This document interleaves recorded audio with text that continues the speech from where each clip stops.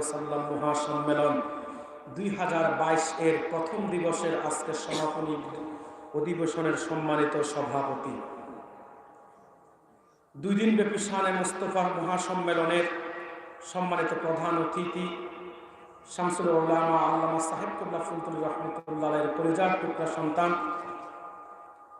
আল্লামা হুসামউদ্দিন চৌধুরী ছোট সাহেব কিবলা বারাকাল্লাহু ফি হায়াতি, সকলে বলি আল্লাহুম্মা আমিন। উপস্থিত হাজারাত উলামায়ে কেরাম, তোলাবায়ে এজাম, দূর ও কাছ থেকে আগত ইসলাম প্রেমিক, কোরআন প্রেমিক, নবী প্রেমিক আমার ইমানদার মুসলমান ভাই বন্ধুগণ, বাবার বয়সী বৃদ্ধ মুরব্বী বাবাজিরা, তারুণ্যের উচ্ছ্বাস উদ্দীপনায় ভরপুর অন্যায় ও অসত্যের বিরুদ্ধে বলিষ্ঠ কণ্ঠস্বর আমার কলিজার টুকরা যুবক ভাইয়েরা, জাতির শ্রেষ্ঠ সন্তান উলামায়ে কেরাম, বিভিন্ন স্কুল কলেজ ইউনিভার্সিটির ছাত্র বন্ধুগণ, পর্দার অন্তরে অবস্থিত আমার অবলা সরলা সতীসাধ্যী দিনদার ইমানদার নেককার সলেহা পর্দানিশীল মা ও বোনেরা, সকলকে অন্তরস্থল হৃদয়ের গভীর থেকে জ্ঞাপন করছি মোবারকবাদ। শুরুতে প্রশংসা আদায় করছি আল্লাহ তাআলার পুত পবিত্র আলিশান দরবারে, যে মহিয়ান গরিয়ান সর্বশক্তিমান আল্লাহ গফুরুর রহিম আমাদেরকে আজকের এই মোবারক মুতাবাররাক বেহেশতি মজলিসে দয়া করে আসার বসার তৌফিক ভিক্ষা দান করেছেন। সেজন্য আসুন আমরা সকলে একবার হৃদয়ের সবটুকুন আবেগ অনুভূতিকে উচ্ছ্বাস করে, দিল মন উজাড় করে, অবনত চিত্তে সমবেত কণ্ঠে সিংহের ন্যায় গর্জন দিয়ে কালিমাতুশ শুকর আদায় করি, বলি আলহামদুলিল্লাহ। অগণিত অসংখ্য দরুদ এবং সালাম প্রেরণ করছি আল্লাহর আখিরি নবী, নবিকুলের সম্রাট, মানবতার মহান শিক্ষক মুহাম্মদ আল আরবি নূর নবী হযরত মুহাম্মদ সাল্লাল্লাহু আলাইহি ওয়াসাল্লামের উপর। আল্লাহ পাক যাকে আজ থেকে 1000 বছর আগে পবিত্র রবিউল আউয়াল মাসে পবিত্র মক্কা নগরীতে পিতা আব্দুল্লাহ এবং মা আমিনার কোল ঘেঁষে গোটা জগৎবাসীর জন্য রহমত হিসেবে প্রেরণ করেছেন, বিনা দরখাস্তে আমাদেরকে রাহমাতুল লিল আলামিনের উম্মত হিসেবে কবুল ও মঞ্জুর করেছেন, শুকরিয়া তার আমরা আরেকটি বার বলছি আলহামদুলিল্লাহ। সম্মানিত সুধী, বিকেল থেকে এতক্ষণ পর্যন্ত আপনারা ভরেণ্য উলামায়ে কেরামদের জবান থেকে তিনাদের ঈমান দীপ্ত সারগর্ভ বক্তব্য শুনে আসছেন, আলহামদুলিল্লাহ। আমি আসতে একটু লেট হয়ে গেছে, যে সময় আপনাদেরকে বিদায় দেওয়ার কথা সেই সময় আমি স্টেজে উঠেছি, ঠিক কিনা বলেন? অনিবার্য কারণে একটু লেট হয়ে গেছে। আপনাদের লামাকাজি এই ব্রিজের আগেই আমরা একটু দ্রুত আসতেছি, তো একটা সিএনজি আপনার পেট্রোল পাম্প থেকে উপরে উঠতেছে, ওই সময় ড্রাইভার নিয়ন্ত্রণ কন্ট্রোল করতে পারে না, যার কারণে সিএনজির সাথে একটু অনাকাঙ্ক্ষিতভাবে একটা দুর্ঘটনা আমাদের ঘটে গিয়েছে। এই জন্য আমাদের প্রায় আধা ঘন্টা লেট হয়ে গেছে ওখানে। এরপরও যে আমি আসতে পেরেছি, এটা আল্লাহ সীমাহীন রহমত আর আল্লাহর দরবারে শুকরিয়া আদায় করার ভাষা নয়। কারণ আপনারা জানেন, বাংলাদেশে একটা ঘটনা ঘটলেই রাস্তাঘাটে কি হয়েছে কি হয় না তা যাচাই বাছাই ছাড়াই কিছু লোক এসেই একটু ভেজাল করার চেষ্টা করে, ঠিক কিনা বলেন? আশেপাশে রাস্তাঘাটে যারা থাকে এদের কোনো কাম কাজ তো নাই, এরা শুধুমাত্র কিভাবে ভেজাল পাতানো যায় আর ড্রাইভারকে ধরে কিভাবে কিছু টাকা হাতানো যায় সে চেষ্টাটাই তারা করে। কোনো ক্ষতি না হলেও জরিমানা কিভাবে খাওয়া যায় সে চেষ্টাটাই তারা করে। তো অনেকক্ষণ আমার লেট হয়ে গেছে সেখানে, এরপরও ঝামেলার সমাধান হয় নাই। আমার সেক্রেটারি এবং আমার সফরসঙ্গী 2 জনকে সেখানে রেখে আমি এখানে এসেছি, তাও অনেক রিকোয়েস্টের পরে। যখন আপনাদের শানে মুস্তাফা সম্মেলনের কথা বলেছি তখন কিছু লোক বলেছে যে হুজুর চলে যাক গাড়ি নিয়ে, হুজুর কাউকে রেখে যাক। তো আমি 2 জনকে রেখে আমি আপনাদের মাহফিলে এসেছি, যাওয়ার পরে হয়তো বিষয়টা সমাধান হবে ইনশাআল্লাহ। সেই জন্য আমি খুব বেশিক্ষণ লেটও করবো না, মানসিকভাবে একটু ভারাক্রান্ত হয়ে গিয়েছি। আল্লাহ পাকের শুকরিয়া যে আমরা যে বিপদ থেকে বেঁচে গিয়েছি, এটাই হচ্ছে সবচেয়ে বড় কথা। গাড়ির ক্ষতি হোক সেটা পোষানো যায়, কিন্তু মানুষের ক্ষতি হলে সেটা তো পোষানো সম্ভব নয়। তা আপনাদের দোয়া আছে এবং আপনারা কোরআন শুনতে বসে আছেন, আপনাদের বসাটাকে আল্লাহ কবুল করেছেন বিদায় আমি অদম স্টেজ পর্যন্ত পৌঁছাতে পেরেছি, আলহামদুলিল্লাহ। কোনো প্রকার ভূমিকা ছাড়া আমি সরাসরি তেলাওয়াতকৃত আয়াতের আলোকে খুব কম সময়ে কিছু কথা বলে বিদায় নেব ইনশাআল্লাহ। আজকে আমি তেলাওয়াত করেছি পবিত্র কোরআনুল কারীম সূরাতুল বাকারার প্রথম দিকের কয়েকটি আয়াত। আল্লাহ তাআলা সূরাতুল বাকারার প্রথম দিকে কয়েকটি আয়াতের মধ্যে সফলতার প্রেসক্রিপশন দিয়েছেন। কিসের প্রেসক্রিপশন? সফলতার প্রেসক্রিপশন দিয়েছেন। আল্লাহ তাআলা বলেন, আল্লাযীনা ইউমিনুনা বিল গায়ব, যারা বিশ্বাস স্থাপন করলো গায়েবের প্রতি, তার মানে ঈমান আনলো। ওয়া ইউকিমুনাস সালাত, নামাজ কায়েম করলো। ওয়া মিম্মা রাযাকনাহুম ইউনফিকুন, আল্লাহর দেওয়া সম্পদ থেকে আল্লাহর রাস্তায় ব্যয় করলো।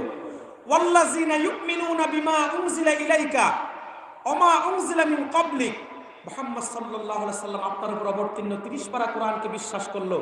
আপনার পূর্ববর্তী নবীদের উপর আল্লাহর পক্ষ থেকে যে আসমানে কিতাব নাজিল হয়েছে সেগুলো কোনো এক যুগে আল্লাহর পক্ষ থেকে নাজিলকৃত কিতাব ছিল, সে বিশ্বাস তারা করলো। অবিল আখিরাতি হুম ইউকিনুন, আখিরাতের প্রতি দৃঢ় বিশ্বাস করলো। উলাইকা আলা হুদাম মির রাব্বিহিম, তারাই হচ্ছে তাদের রবের পক্ষ থেকে হেদায়েত প্রাপ্ত। ওয়া উলাইকা হুমুল মুফলিহুন, তারাই হলো সফল কাম। বলেন সুবহানাল্লাহ। আল্লাহ তাআলা এই তেলাওয়াতকৃত আয়াতগুলোর মধ্যে মানুষের সফলতার প্রেসক্রিপশন দিয়েছেন। কিসের প্রেসক্রিপশন? সফলতার প্রেসক্রিপশন। পৃথিবীতে এমন কোনো মানুষ নাই যে মানুষটা সফলতা চায় না, ঠিক কিনা বলেন? প্রত্যেকটা যারা দাঁড়িয়ে আছেন মেহেরবানি করে আমি রিকোয়েস্ট করবো একটু বসে যান। প্যান্ডেলের বাইরে যারা আছেন মেহেরবানি করে বলবো সবাই মাঠে চলে আসুন। বাজারে অনেককেই দেখছি ঘোরাফেরা করতে, আমি সকলকে রিকোয়েস্ট করব যদি আল্লাহর ভয় অন্তরে থাকে খুব কম সময়ের জন্য একটু ময়দানে চলে আসেন। আমি বেশিক্ষণ লেট করব না, কারণ আমি মানসিকভাবে ভারাক্রান্ত হয়ে গেছি। সম্মানিত সুধী, যে কথা বলছিলাম, পৃথিবীতে এমন কোনো মানুষ নাই যে মানুষটা সফলতা চায় না, ঠিক কিনা বলেন? প্রত্যেকটা মানুষই সফলতা চায়, কিন্তু মানুষ সফলতা চায় ঠিক, কিন্তু সফলতা কোন পথে সেটা মানুষ বোঝে না, ঠিক কিনা বলেন? সেটা মানুষ, অধিকাংশ মানুষই সেটা বোঝে না। যেমন আপনি যদি একজন রিক্সা চালককে জিজ্ঞেস করেন, ভাই তোমার দৃষ্টিতে সফলতা কি? বলবে এখন তো 3 চাকার মালিক, 4 চাকার একটা র্যান্টাকারের মালিক হতে পারলেই আমি সফল, ঠিক কিনা? আপনি যদি একজন ব্যবসায়ীকে জিজ্ঞেস করেন, ভাই তোমার দৃষ্টিতে সফলতা কি? বলবে পুঁজি কম, লাভ বেশি, এটা হলো আমার দৃষ্টিতে সফলতা, ঠিক কিনা বলেন? আপনি যদি একজন চাকরিজীবীকে জিজ্ঞেস করেন, ভাই তোমার দৃষ্টিতে সফলতা কি? বলবা আমার ডিপার্টমেন্টের সর্বোচ্চ পদে পদোন্নতি হওয়া, এটা হচ্ছে আমার দৃষ্টিতে সফলতা, ঠিক কিনা? আপনি যদি একজন রাজনীতিবিদকে জিজ্ঞেস করেন, ভাই তোমার দৃষ্টিতে সফলতা কি? বলবে মন্ত্রী হওয়া, কমসে কম এমপি হওয়া। কারণ যারা রাজনীতি করে তারা মনে করে এমপি মন্ত্রী হতে পারলে এটা তাদের জন্য সফলতা। আমি দেখি এখানেও সফলতা নাই, যার কারণে মন্ত্রী হওয়ার পরে 5 বছর পুলিশ তাদের পিছনে দৌড়ায়, আল্লাহ যখন মন্ত্রিত্ব কেড়ে নেন পুলিশের পিছনে তারা দৌড়ায়, ঠিক কিনা বলেন? তো এই যে দুনিয়াবি সফলতা মানুষ চায়, মানুষ চাকরির মধ্যে, ব্যবসার মধ্যে, রাজনীতির মধ্যে, অর্থের মধ্যে মানুষ সফলতা খোঁজে। আল্লাহ বলে না, অর্থের মধ্যে সফলতা নাই, চাকরির মধ্যে সফলতা নাই, ব্যবসার মধ্যে সফলতা নাই, বাড়ি গাড়ি মেল ফ্যাক্টরি করা, রাজনীতিক বড় পদ পাওয়া, এটা সফলতা নয়। একমাত্র সফলতা হচ্ছে ইমানের কথা। বলেন সুবহানাল্লাহ। ভাইরা আমার, আল্লাহ তাআলা কোরআনুল কারীমে যেখানে সফলতার কথা বলেছেন সেখানে প্রথমে বলেছেন ইমানের কথা। আল্লাহ রাব্বুল আলামিন যেমন সূরাতুল মুমিনুনের মধ্যে বলেছেন, কদ আফলাহাল মুমিনুনাল্লাযীনা হুম ফি সালাতিহিম খাশিউন। সুবহানাল্লাহ বলবেন না? আল্লাহ তাআলা বলেন কদ আফলাহাল মুমিনুন, নিশ্চয় সফলকাম হয়ে গেছে মুমিনরা। তারা কারা? আল্লাযীনা হুম ফি সালাতিহিম খাশিউন, যারা তাদের নামাজের মধ্যে বিনয়ী। সুবহানাল্লাহ বলবেন না? একই কথা আল্লাহ কোরআনুল কারীমের অন্যত্র বলেছেন। আল্লাহ তাআলা বলেন কদ আফলাহা মান তাযাক্কা, আই কদ আফলাহা মান তাহহারা কলবাহু মিনাশ শিরকি ওয়াল কুফরি ওয়াদ দানাস। আল্লাহ বলেন সফল হলো সে ব্যক্তি যে তার আত্মাকে পুত পবিত্র করলো শিরক থেকে, কুফর থেকে, তার মানে ঈমান আনলো। সুবহানাল্লাহ বলবেন না? আল্লাহ রাব্বুল আলামিন সফলতার কথা সূরা আসরের মধ্যে বলেছেন। আল্লাহ বলেন ওয়াল আস, সময়ের কসম, ইন্নাল ইনসানা লাফি খুসর, নিশ্চয় মানুষ নিশ্চিত ক্ষতির মধ্যে। তবে সবাই ক্ষতিগ্রস্ত নয়, সবার ক্ষতির ধরনটাও এক নয়। 4টি কনসেপ্ট, 4টি কর্মসূচি যারা বাস্তবায়ন করবে তারা ক্ষতিগ্রস্ত নয়, বরং তারা সফল। আল্লাহ বলেন ইল্লাল্লাযীনা আমানু ওয়া আমিলুস সলিহাত ওয়া তাওয়াসাউ বিল হক ওয়া তাওয়াসাউ বিস সবর। আল্লাহ প্রথমেই বলেছেন যারা ঈমান আনবে তারা ক্ষতিগ্রস্ত নয়, বরং তারা সফল। তো ভাইরা আমার, আমরা সফলতা বলতে বুঝি ব্যবসা বাণিজ্য, চাকরি বাকরি? না না, সফলতা মানে ব্যবসার মধ্যে সফলতা নাই, চাকরির মধ্যে সফলতা নাই, রাজনীতির মধ্যে সফলতা নাই, বড় বড় টাকা বান্ডিল কামানোর মধ্যে সফলতা নাই। আল্লাহ বলেন সফলতা হলো ইমানের পথে। বলেন সুবহানাল্লাহ। সেই কথাই আল্লাহ কোরআনুল কারীমের সূরা বাকারার মধ্যে সফলতার যে 5টা সোপান আল্লাহ আলোচনা করেছেন। যারা সফল, আল্লাহ তাদের 5টি সোপান আলোচনা করেছেন। 5টি বৈশিষ্ট্য আল্লাহ আলোচনা করেছেন। প্রথমে আল্লাহ বলেছেন আল্লাযীনা ইউমিনুনা বিল গায়ব, যারা বিশ্বাস স্থাপন করলো গায়েবের প্রতি, তার মানে ঈমান আনলো। বলেন সুবহানাল্লাহ। প্রথমে বলেছেন আল্লাহ ঈমানের কথা। কিসের কথা? ঈমানের কথা। আল্লাহ বলেছেন আল্লাযীনা ইউমিনুনা বিল গায়ব, যারা বিশ্বাস স্থাপন করলো গায়েবের প্রতি। গায়েব বোঝেন? কথা বলেন। গায়েব বোঝেন? লুগাতান গায়েব অর্থ হচ্ছে অদৃশ্য। লুগাতান শাব্দিক অর্থে গায়েব অর্থ কি? অদৃশ্য। কিন্তু পারিভাষিক দৃষ্টিকোণ থেকে গায়েবের ব্যাখ্যা অনেক ব্যাপক। মুহাদ্দিসগণ বলেন গায়েব হচ্ছে মানুষের শরীরে যে 5টা ইন্দ্রিয় আছে, চোখ, কান, নাক, ত্বক, জিহ্বা, এই যে 5টা ইন্দ্রিয় আছে মানুষের শরীরের মধ্যে, এই 5টা ইন্দ্রিয় যে জিনিসটাকে অনুধাবন করতে পারে না, যে জিনিসটাকে উপলব্ধি করতে পারে না, সেটাই হচ্ছে গায়েব। সুবহানাল্লাহ বলবেন না? সেটা হতে পারে খুব কাছে, আবার হতে পারে অনেক দূরে। যেমন 9,30,00,000 মাইল দূরে সূর্য। আপনি যদি অন্ধ হয়ে থাকেন, আপনার চোখ যদি সূর্যটা নাও দেখে, কিন্তু সকাল হলেই আপনার চামড়ার মধ্যে যখন আলো পড়বে, আপনার চামড়ার মধ্যে আলো পড়লে আপনি বুঝতে পারবেন দিন হয়েছে, সূর্য উঠেছে, সকাল হয়েছে। ঠিক কিনা বলেন? চোখ না দেখলেও আপনার চামড়া আপনাকে বলে দিবে সূর্য উদিত হয়েছে, দিন হয়েছে। তাহলে চোখ দেখে নাই, কিন্তু চামড়া অনুধাবন করার কারণে এই সূর্যটা কিন্তু আপনার কাছে গায়েব নয়। কিন্তু 3.5 হাত মাটির নিচের কবরটা আমাদের কাছে গায়েব। কবরে গর্জন হয়, তর্জন হয়, জান্নাতীদেরকে পুরস্কৃত করা হয়, জাহান্নামীদেরকে তিরস্কৃত করা হয়, কিন্তু আমাদের চোখ দেখে না, কান শোনে না, বুঝার মতো কোনো ক্ষমতা আমাদের নাই। আছে ক্ষমতা? কথা বলে না। এই যে কবরে আযাব হচ্ছে, বিশ্বাস আমাদের আছে? কথা বলেন। কবরে আযাব হচ্ছে, বিশ্বাস আছে? কিন্তু আমাদের চোখ কি দেখে? কথা বলেন না কেন? চোখ কি দেখে? কান কি শুনে? না, আমাদের চোখ দেখে না, কান শুনে না, কারণ কবরটা আমাদের কাছে গায়েব। কবরের আযাব দেখার মতো কোনো ক্ষমতা আমাদের নাই। অথচ কবরের মধ্যে তো কঠিন থেকে কঠিন আযাব হচ্ছে, যেটা আপনি চিন্তাও করে শেষ করতে পারবেন না।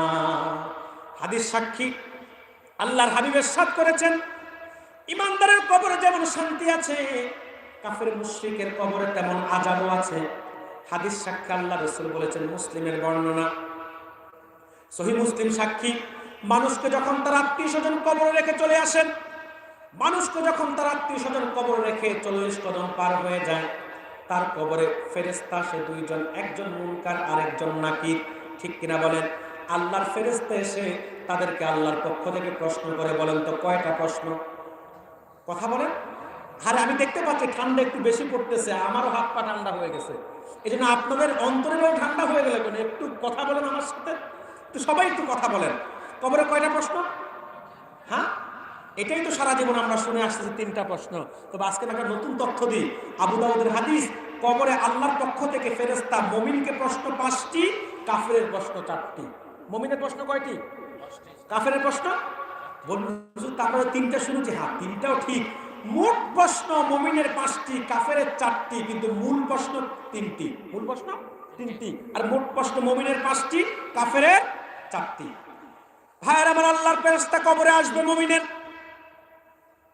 আল্লাহ রাব্বুল আলামিন সময়টা করে দিবেন আসর নামাজের সময়। সূর্য পশ্চিম আকাশে হেলে পড়েছে, এমন একটা সময় ফেরেশতা সেই মুমিনকে ঘুম থেকে জাগাবে।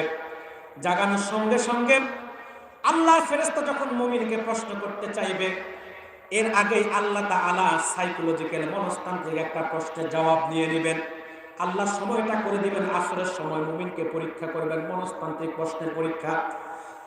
আল্লাহর ফেরেশতা যখন মুমিনকে প্রশ্ন করতে চাইবে, আল্লাহর বান্দা মুমিন তখন বলবে, রে আল্লাহর ফেরেশতা, তোমার সব প্রশ্নের জবাব দিব, তোমার সব কথা শুনবো, তবে সূর্য পশ্চিম আকাশে হেলে পড়েছে, সূর্য ডুবে যাচ্ছে, আসর নামাজের ওয়াক্ত চলে যাচ্ছে, আগে আমি আসরের নামাজ পড়ে নি, তারপরে তোমার সব প্রশ্নের জবাব দিব। ভাইরা আমার, আপনারা বলুন তো, কবরে কি নামাজ আছে, রোজা আছে? কিচ্ছু নাই। আল্লাহর ফেরেশতা তখন বলবে, রে আল্লাহর বান্দা, এটা দুনিয়া নয়, এটা আলমে আসবাব নয়, এটা আলমে বারজাখ, এটা বস্তু জগৎ নয়, এটা দুনিয়া নয়, এটা হচ্ছে কবর জগৎ। কবরে নামাজ নাই, রোজা নাই, হজ নাই, যাকাত নাই, কিচ্ছু নাই। আর আচ্ছা বলুন তো, এই যে আল্লাহর প্রশ্ন থেকে আল্লাহ মনস্তান্ত্রিক প্রশ্নের জবাবটা নেবেন, নামাজের পরীক্ষাটা আল্লাহ নেবেন প্রথমে। আচ্ছা বলুন তো, যে দুনিয়াতে নামাজ পড়ে না তার পক্ষে কি এই প্রশ্নের জবাব দেওয়া সম্ভব? ফেরেশতা তাকে প্রশ্ন করলে আসরের সময় হোক আর মাগরিবের সময় হোক তার কি আসে যায়? কারণ যে দুনিয়াতে নামাজ পড়ে না, কবরে তার নামাজের অনুভূতি জাগবেও না, কবরে তার নামাজের অনুভূতি জাগবেও না। এখন আল্লাহর পক্ষ থেকে মনস্তান্ত্রিক প্রশ্নের জবাব যখন মুমিন দিয়ে দিবে, আল্লাহর পক্ষ থেকে প্রশ্ন যখন মুমিন টিকে যাবে, এবার দ্বিতীয় প্রশ্ন, মান রব্বুকা, তোমার রব কে?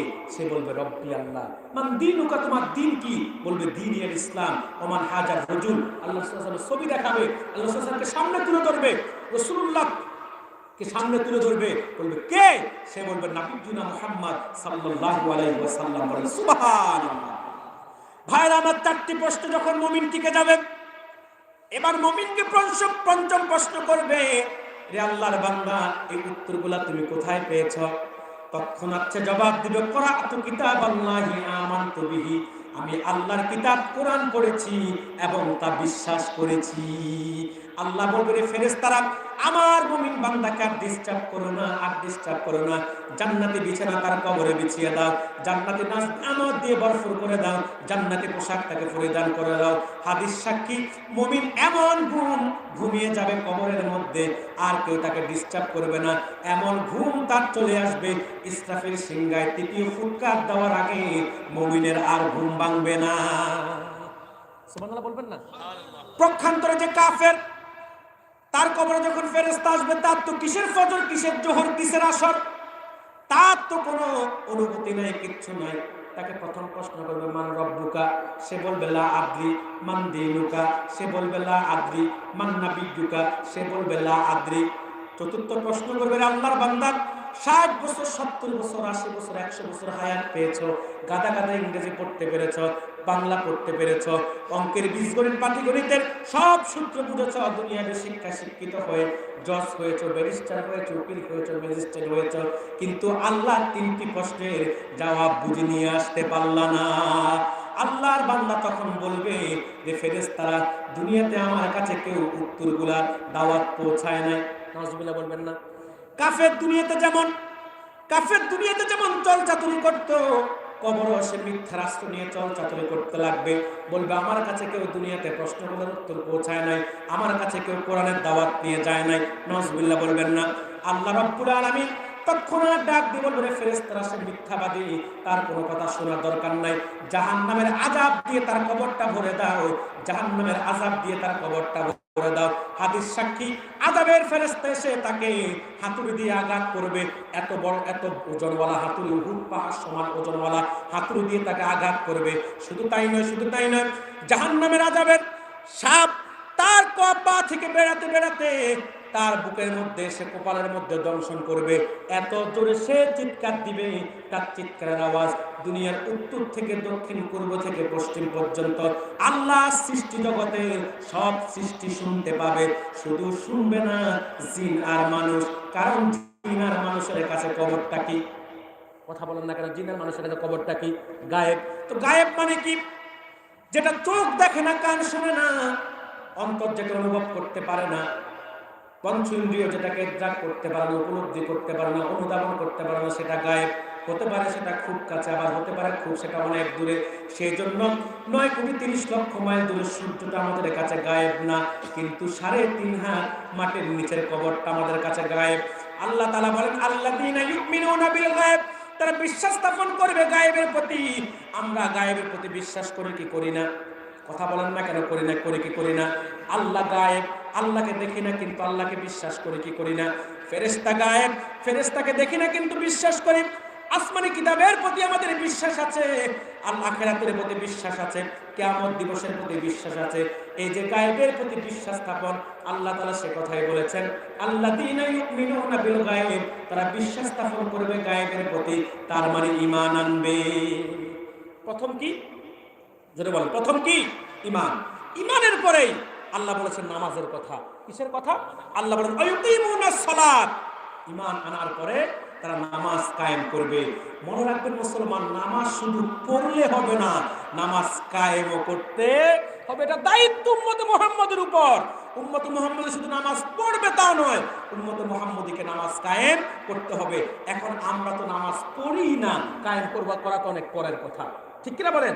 আমরা তো ঠিক মতো নামাজ পড়ি না, নামাজ পড়া তো কায়েম করা তো অনেক পরের কথা। মনে রাখবেন মুসলমান, আজকে শানে মুস্তাফা সাল্লাল্লাহু আলাইহি ওয়াসাল্লামের মাহফিলে আগত শ্রোতাদের কাছে আমি বলে যাই, রাসূলুল্লাহর হাদিস বাইনাল আবদু ওয়াল কুফরি তারকুস সালাত, বান্দা এবং কাফেরের মধ্যে পার্থক্যই হচ্ছে নামাজ। বান্দা এবং কাফেরের মধ্যে পার্থক্য কি? নামাজ। কে মুমিন কে কাফের সেটা বোঝা যায় নামাজের মাধ্যমে। ১,৫০০ বছর আগে রাসূলুল্লাহ সাহাবায়ে কেরাম যখন নামাজ পড়তেন, কাফেররা বুঝতো যে তারা ঈমান এনে রাসূলুল্লাহ সাহাবী হয়ে গেছে। সুবহানাল্লাহ বলবেন না? ১৩,০০০ বছর আগের কাফেররা বুঝতো যে নামাজ পড়ে সে মুসলমান, যে নামাজ পড়ে না সে কি? বেঈমান। যে নামাজ পড়ে সে মুসলমান, যে নামাজ পড়ে না সে কি? বেঈমান। হাদিস সাক্ষী রাসূলুল্লাহর একজন সাহাবী ছিল মুসআব বিন উমাইর।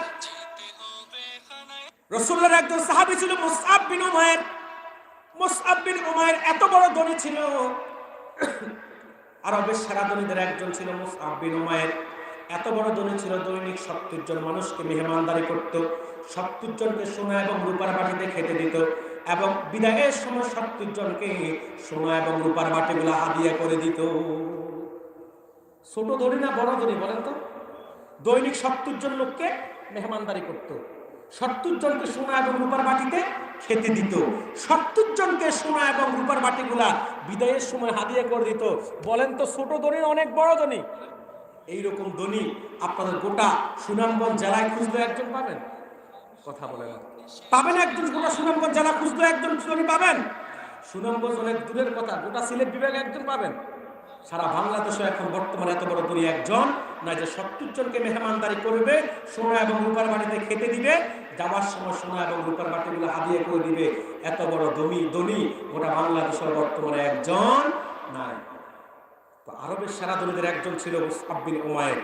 প্রতিদিন ৭০ জনকে মেহমানদারি করতেন, সোনা এবং রূপার বাটিতে খেতে দিতেন, বিদায়ের সময় এগুলো হাদিয়া করে দিতেন।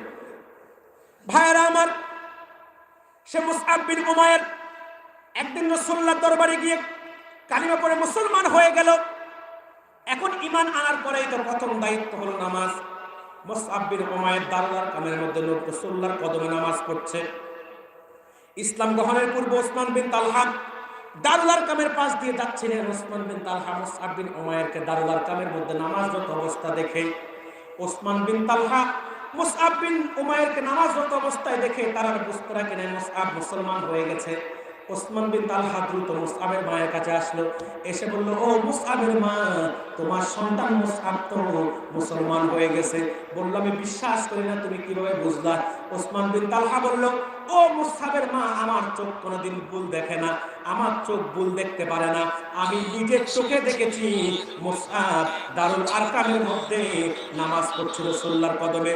যে ব্যক্তি নামাজ পড়ে দারুল আরকামের মধ্যে, সে যে মুসলমান, এতে আমার কোনো সন্দেহ থাকতে পারে না।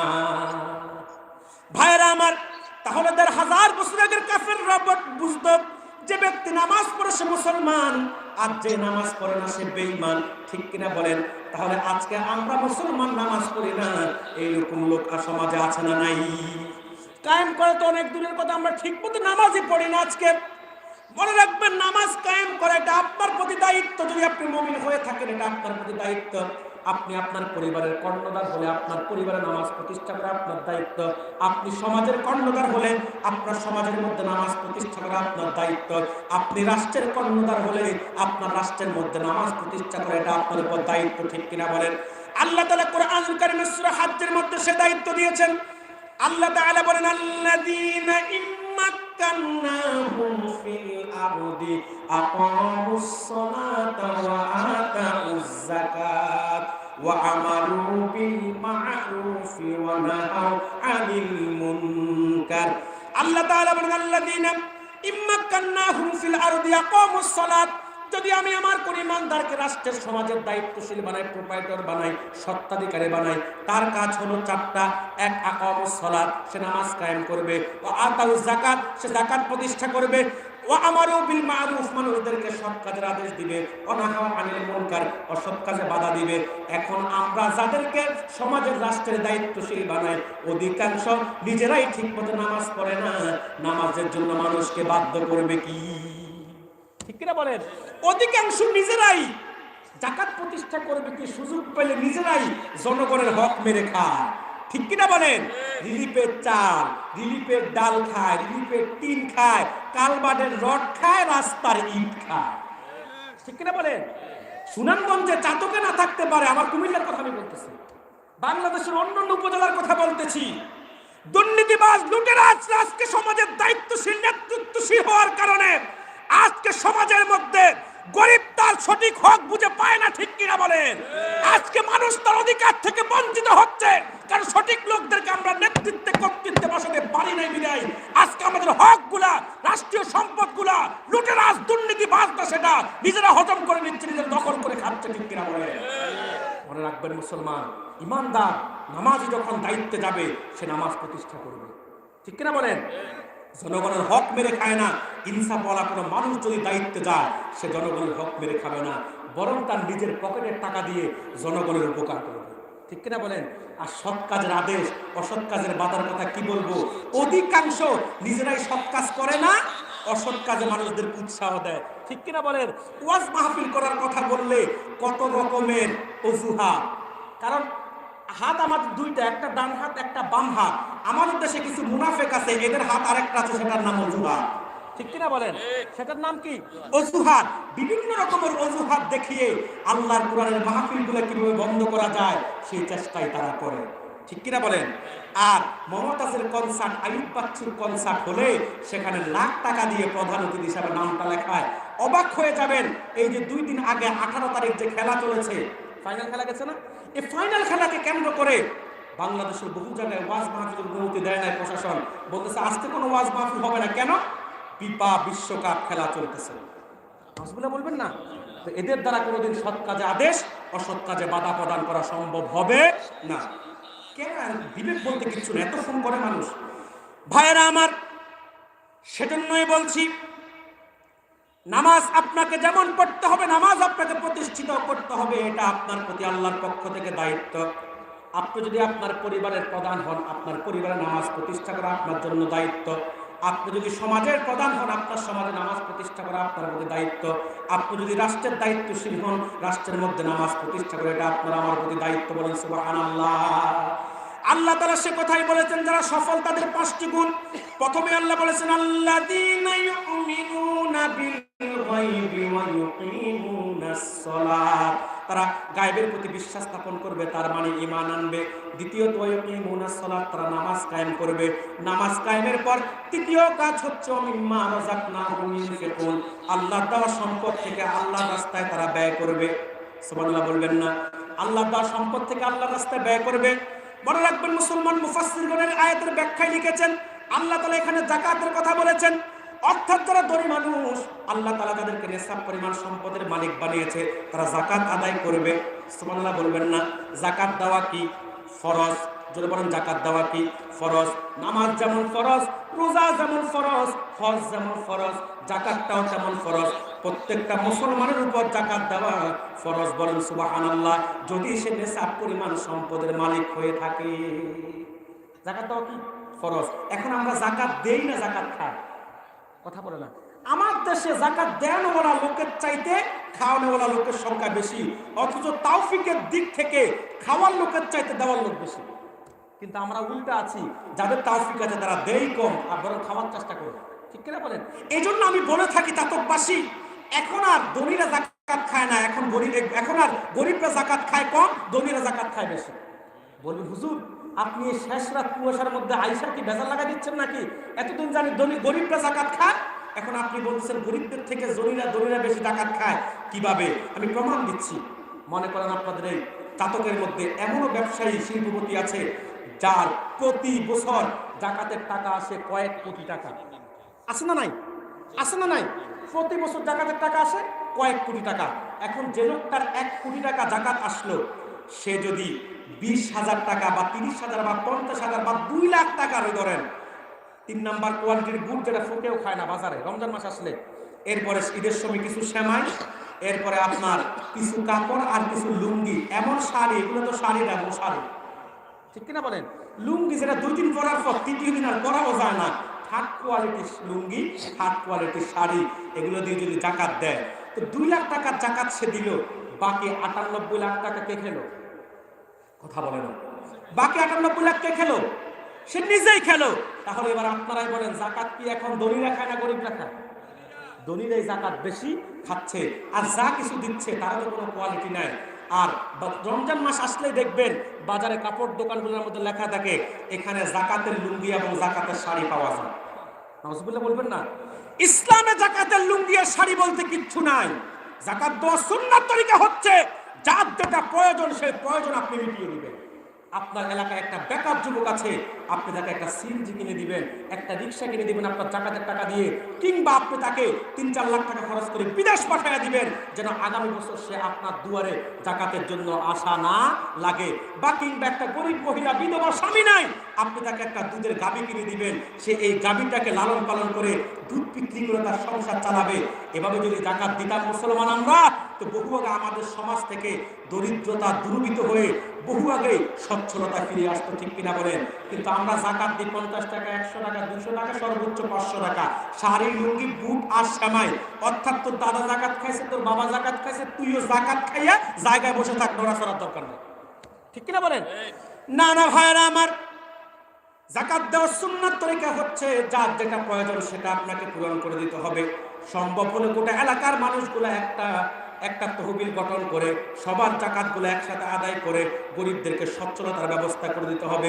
এইভাবে সুন্নাত তরিকায় যদি আমরা জাকাত দিতে পারি তাহলে বহু আগে আমাদের সমাজ দরিদ্রতা থেকে মুক্তি পেয়ে যেত, ঠিক কিনা বলেন? দে জাকাত, দে জাকাত, তোরা দে রে জাকাত, দে জাকাত, দে জাকাত, তোরা দে রে জাকাত। তোর দিল খুলবে পরে, আগে খুলো খাত। তোর দিল খুলবে পরে, আগে খুলো খাত।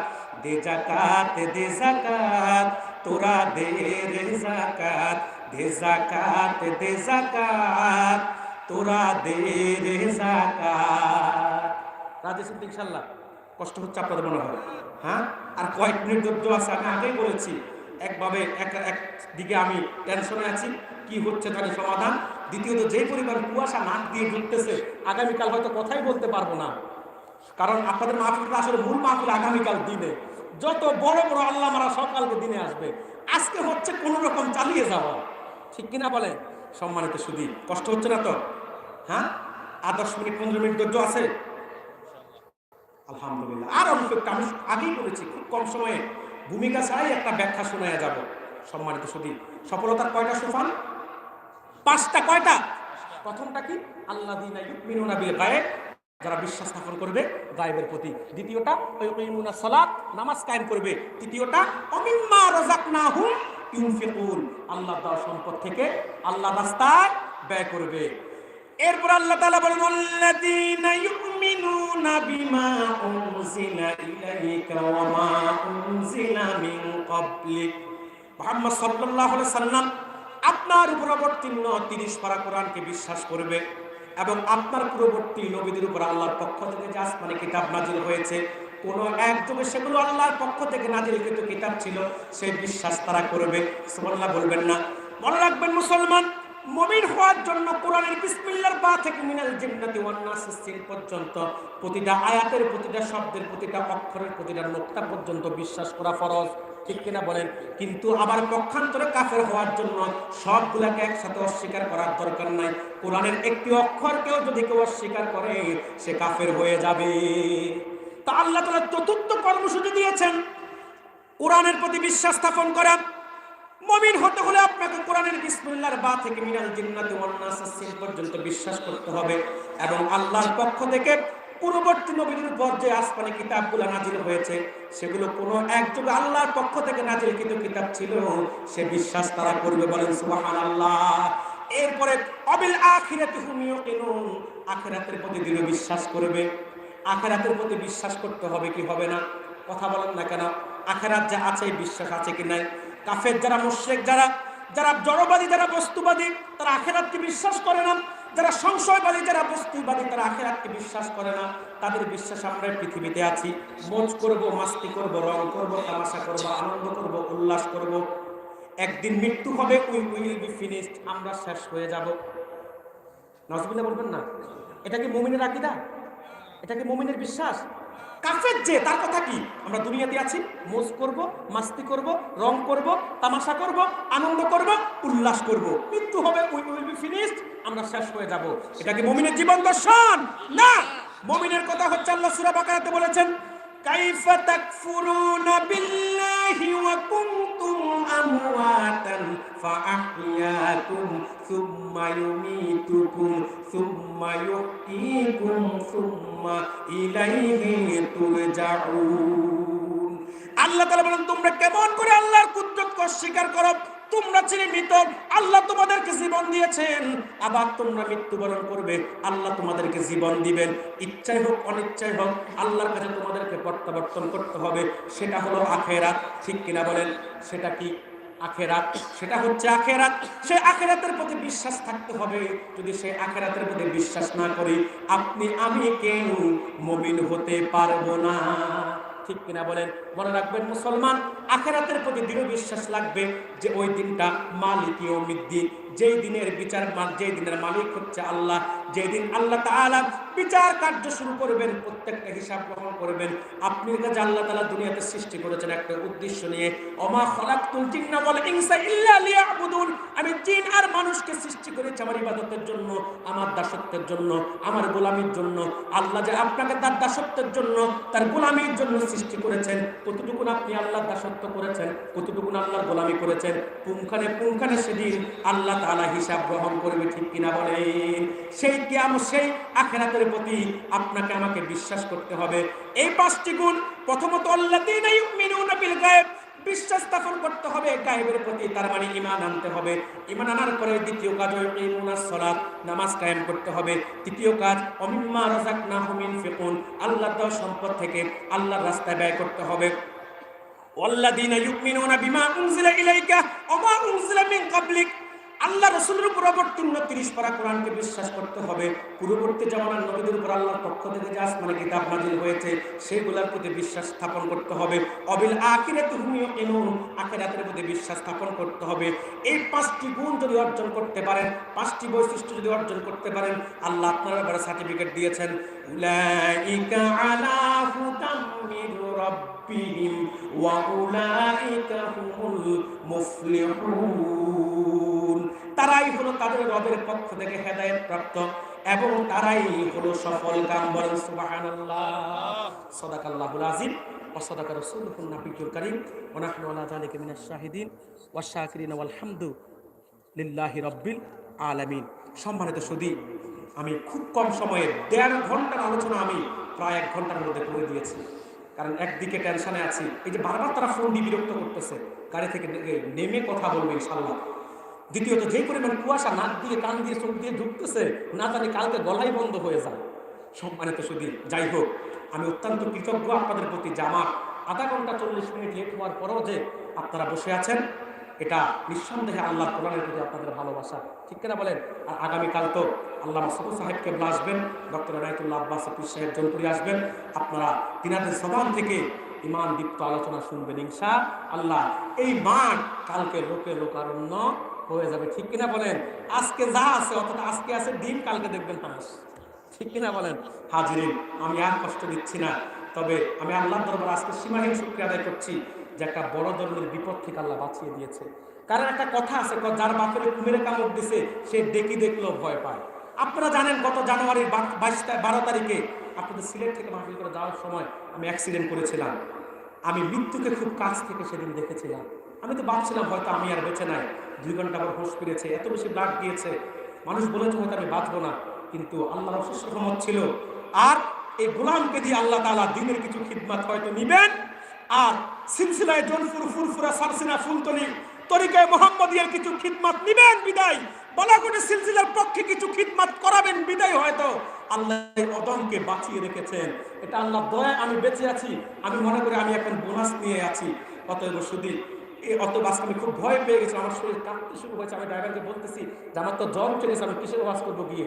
কিন্তু এরপরও আপনাদের দোয়া ভালোবাসা ছিল বিদায় কিছু কথা বলেছি, যা কিছু বলেছি মূল কথাগুলা বলেছি, সফলতার কথাগুলা বলেছি। যদি মানতে পারেন ইহকালীন কল্যাণ এবং পরকালীন সফলতার জন্য ইচ্ছায় তার বেশি কিছু লাগবে না। আল্লাহ তাআলা আমাদেরকে বুঝার তৌফিক ভিক্ষা দান করুন। দোয়া চেয়েছে একজন অসুস্থ মহিলা, তার জন্য দোয়া করবেন। এবং এই যে কমিটি, আপনার কমিটি কোন কমিটি, কমিটির নাম কই? দারুস সুন্নাত ইসলামী যুব সংঘ। এই যুব সংঘের উপদেষ্টা, হ্যাঁ, তিনি ঢাকায় আছেন। তিনি ঢাকায় আছেন, দোয়া চাচ্ছেন, তিনার জন্য আপনারা দোয়া করবেন। আসুন আমরা একটু দুরূদ সালাম পড়ি।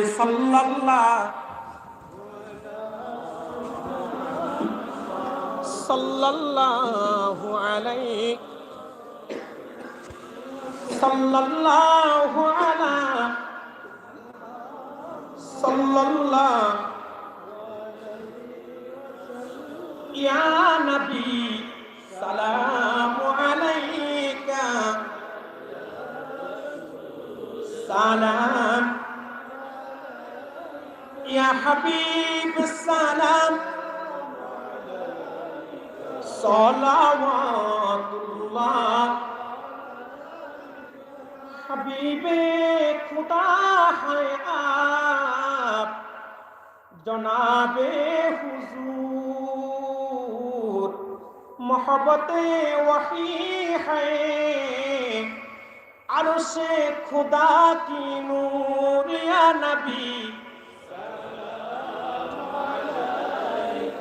या रसूल सलाम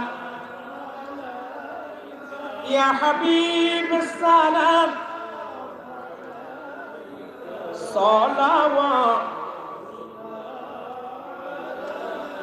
या साहिबल जमाल या सय्यदल बशर मिन वजहिकल मुनीरी लक़द नव्वरल कमर या नबी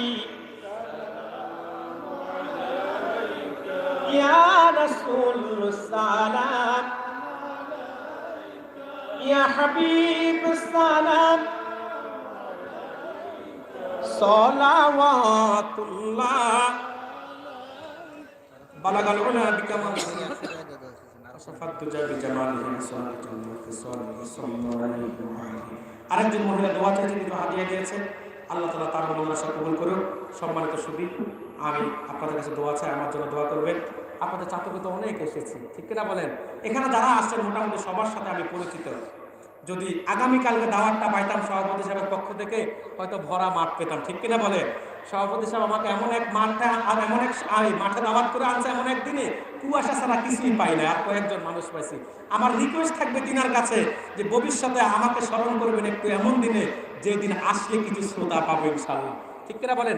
তিনি অনেক উদার মানুষ, অনেক ভালো মানুষ। প্রায় একদিন পর পরে তিনি আমার সাথে যোগাযোগ করেছে, এবং তিনার আন্তরিকতা, উদারতা আমি ভাষার মধ্যে যতটুকু পেয়েছি, আলহামদুলিল্লাহ আমি তিনার প্রতি মন থেকে কৃতজ্ঞ। এইরকম মানুষগুলো যখন আমাদের সাথে যোগাযোগ করে, তখন আমরা একটু স্যাটিসফাই হই। এমন এমন জায়গা থেকে কমিটিরা ফোন করে কি বলে কিছুই বুঝি না, কিন্তু আপনাদের সভাপতি একজন যোগ্য মানুষ, খুব জ্ঞানী মানুষ এবং বিচক্ষণ মানুষ। আর বিচক্ষণ জ্ঞানী যোগ্যরা হলে এত বড় দায়িত্ব পায় না, ঠিক কিনা বলেন? আল্লাহ তাকে সে দায়িত্ব দেন যে যেটা যোগ্য। আমি তিনার জন্য দোয়া চাই, কমিটির সকল সদস্যদের জন্য দোয়া চাই, আপনাদের সবার জন্য দোয়া চাই।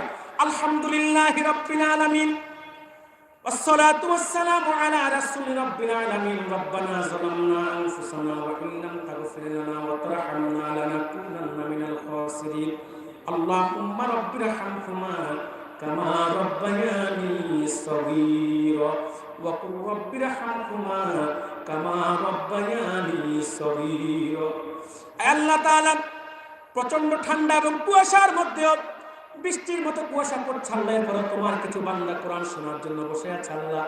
তোমার কিছু আশিক, তোমার কিছু জাকির, কোরআনের কিছু প্রেমিকদেরকে নিয়ে তোমার দরবারে হাত তুলেছি আল্লাহ। আমাদের হাতগুলো তুমি কবুল মঞ্জুর করে নাও। तमाम नेकेर हादिया तुम्हार हाबिबेर कदम मुबारके पहुँचाया दाओ। तमाम विश्वेर जमिने सकल मुसलमानदेर रूहे हादिया पहुँचाया दाओ। आमादेर आब्बा आम्मा आत्मीय स्वजन जे जेखाने शायित प्रत्येकेर रूहे हादिया पहुँचाया दाओ। प्रत्येकेर आब्बा आम्मार कबरगुलोके तुमि जान्नातेर टुकरा बानाया दाओ। आल्लाह आमादेर जीवने सब गुनाह धुए मुছে साफ करे दाओ। বিপদ আপদগুলো দূর করে দাও, বালা মুসিবতগুলো দূর করে দাও, সমস্যাগুলো সমাধান করে দাও। ব্যবসায়ী বরকত দাও, চাকরিজীবী চাকরিতে তরক্কি দান করো। আমরা আল্লাহ তাআলা যারা এখানে হাত তুলেছে সকলকে দুনিয়া আখিরাতে ইজ্জত সম্মানের মালিক বানায় দাও। আল্লাহ তাআলা এই মাহফিলটা আগামীকাল শেষ হওয়া পর্যন্ত আল্লাহ তুমি চূড়ান্ত সফলতা মাহফিলটিকে দান করিও আল্লাহ রব্বুল আলামিন। আমরা যারা হাত তুলেছি একটা হাতও খালি হাতে ফিরাইয়া দিও না আল্লাহ। মাহফিল কমিটির উপদেষ্টা সাহেব দোয়া চেয়েছেন, দুইজন মহিলা দোয়া চেয়েছে, আল্লাহ প্রত্যেকের যাবতীয় হাজতগুলোকে পূরণ করে দাও। এই মাহফিল কমিটির প্রত্যেকটা সদস্য, দায়িত্বশীল সভাপতি সাহেব সহ সকলকে হায়াত তৈয়বা দান করো আল্লাহ। আল্লাহ আগামীকাল যারা আসবেন প্রত্যেকটা মেহমানকে আল্লাহ যথাসময় উপস্থিত হওয়ার তৌফিক ভিক্ষা দান করো আল্লাহ। বিশেষ করে আল্লাহ যার ইসরা সাওয়াব সাহেব কেবলা ফুলতুলি রহমতুল্লাহ আলাইহি এবং এলাকার মধ্যে গান আল্লাহ সকলের দুঃখে হাদিয়ে পৌঁছায় দাও। সাহেব কেবলা তার আজাদকে তুমি বুলন্দিত করে দাও আল্লাহ। আমাদেরকে জীবনে একটি বার হলো তোমার হাবিবের রওজা মুবারক জিয়ারত করার তৌফিক দিও আল্লাহ।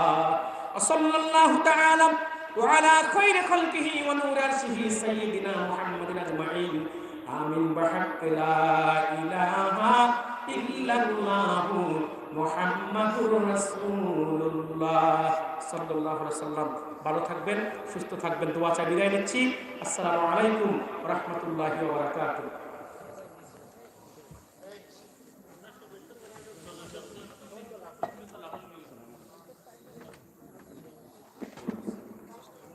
আলহামদুলিল্লাহ, আমরা আমাদের প্রথম দিনের কার্যক্রম এখানে সমাপ্ত